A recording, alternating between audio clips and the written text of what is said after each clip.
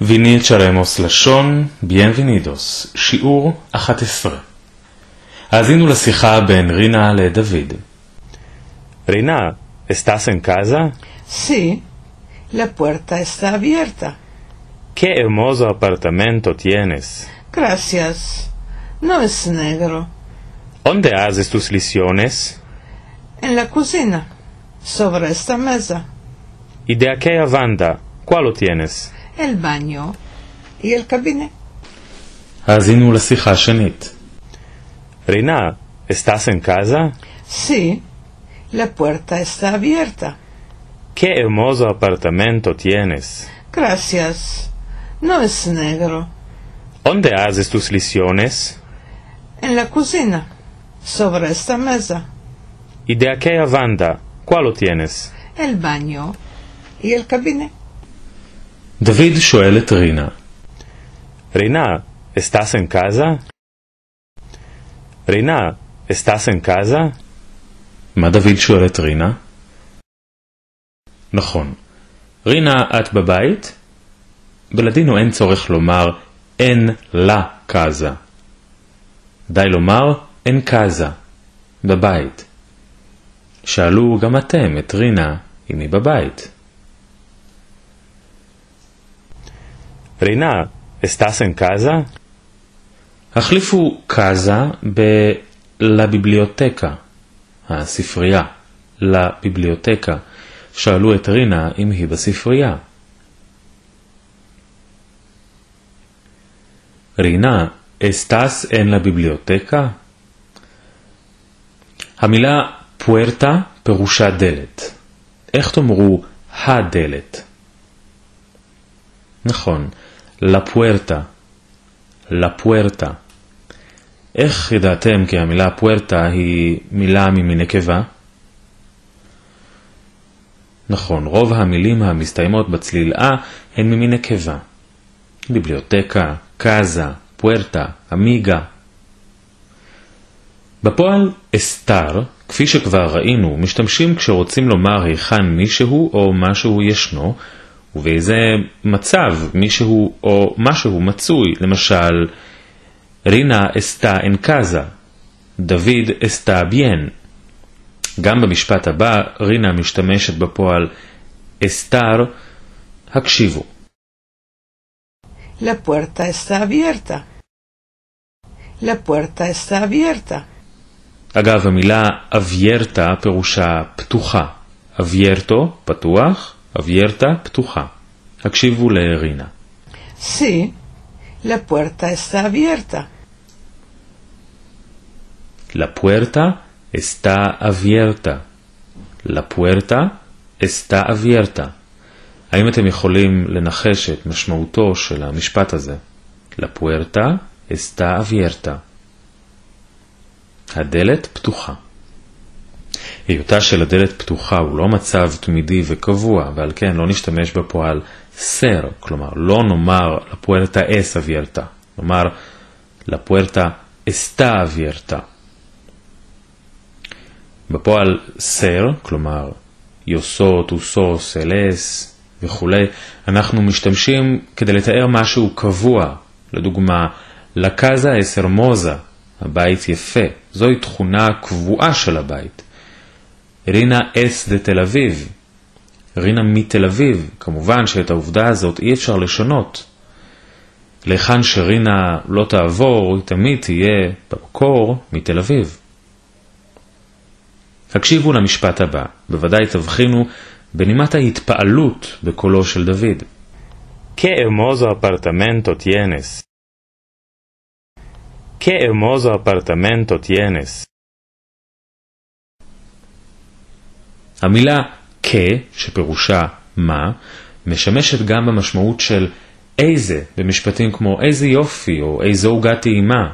גם בעברית אנחנו מכירים משפטים כאלה עם המילה מה, לדוגמה, מה יפים הלילות בכנען. במקום המילה קאזה, דוד משתמש במילה אחרת לתיאור מקום המגורים של רינה. באיזו מילה הוא משתמש? ¡Qué hermoso apartamento tienes! אפרטמנטו, דירה. אפרטמנטו. אל אפרטמנטו או לאפרטמנטו? נכון, אל אפרטמנטו. מה דוד אומר לרינה? Qué hermoso apartamento tienes. איזו דירה יפה יש לך. אם תרצו לומר איזה בית יפה יש לך, מה תאמרו? Qué hermosa casa tienes. Qué hermosa casa tienes. ואם תרצו לומר איזה בן יפה יש לך. Qué hermoso hijo tienes. Qué hermoso hijo tienes. המילה נגרו פירושה רע. מה רינה חושבת על דירתה? Gracias. No es negro. Gracias. No es negro. האם לדעתה דירתה טובה או רעה? רינה אומרת על דירתה, היא לא רעה. אמרו, הדירה לא רעה. El apartamento no es negro. El apartamento no es negro. הפועל עזר פירושו לעשות. הוא נוטה כמו למשל קומר. קומו, קומס, קומה, קוממוס, קומש, קומן. אם כן, איך תאמרו?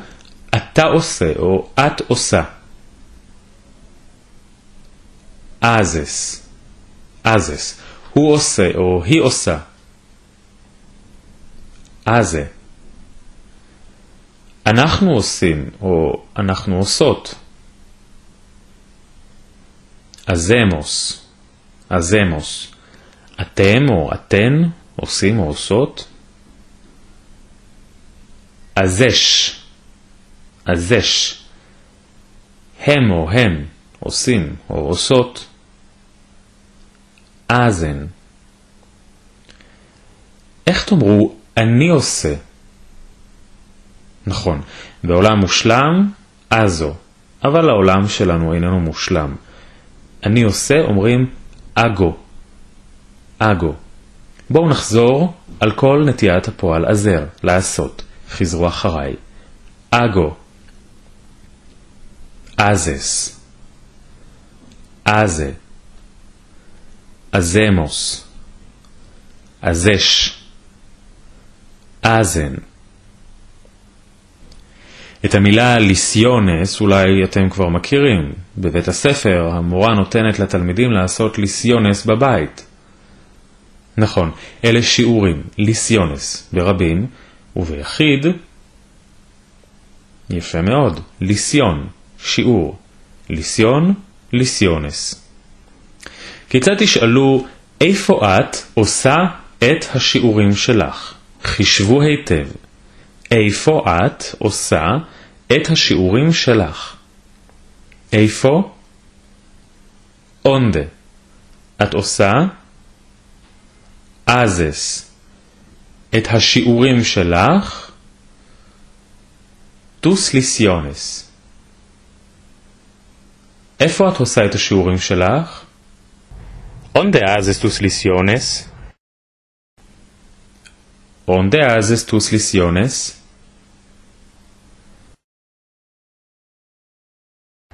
En la cocina, sobre esta mesa.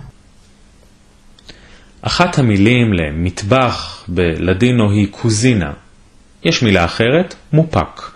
אבל אנחנו נשתמש כעת במילה קוזינה. איך תאמרו המטבח? לקוזינה. לקוזינה. ואיך תאמרו במטבח? השתמשו במילה אין. אין לקוזינה. אין לקוזינה. אמרו המטבח פה. לקוזינה está aquí. לקוזינה está aquí. שימו לב למילה está. הטעם של המילה, החלק שאותו אנחנו מדגישים במיוחד, נמצא בסופה. está. está. יש מילה אחרת שדומה למילה está, אבל הטעם שלה, כלומר המקום שאותו אנחנו מדגישים במיוחד, נמצא דווקא בהתחלה. אסטה. אסטה.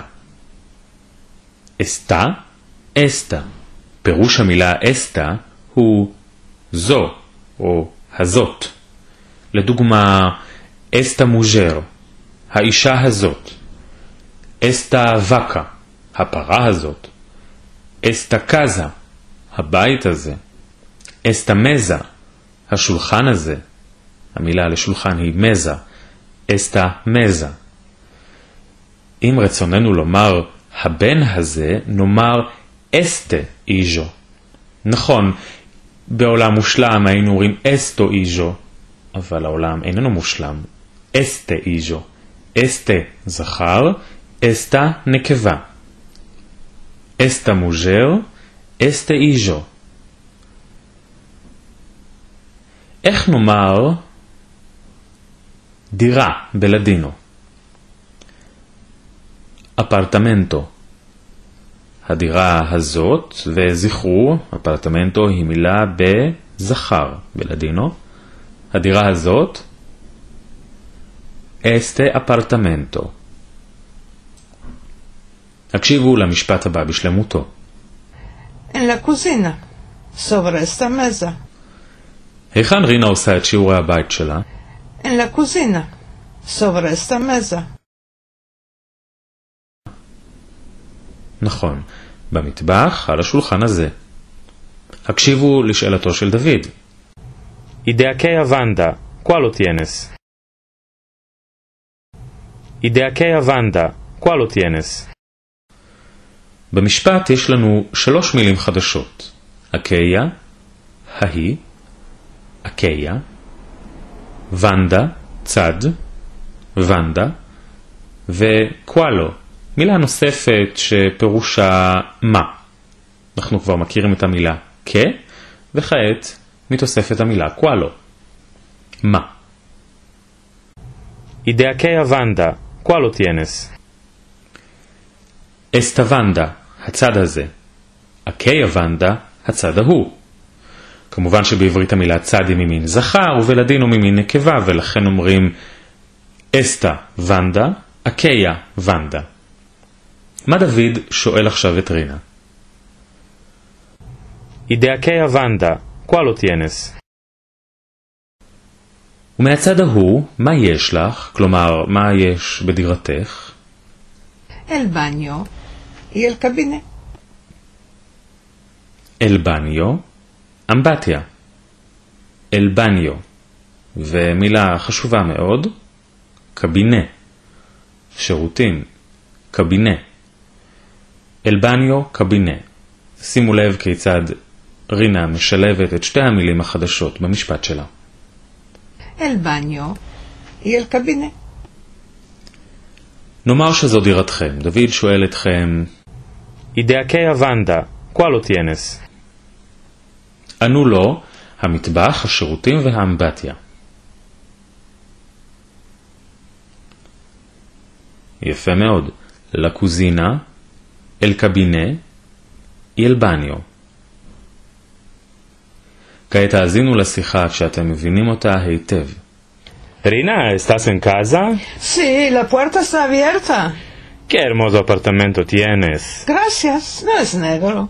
¿Dónde haces tus lecciones? En la cocina, sobre esta mesa. ¿Y de aquella banda, cuál lo tienes? El baño y el cabinet. עד כאן ויניאת של עמוס לשון, שיעור 11. כדי להעמיק את לימודכם, הצטרפו אלינו לשיעור תרגול 11.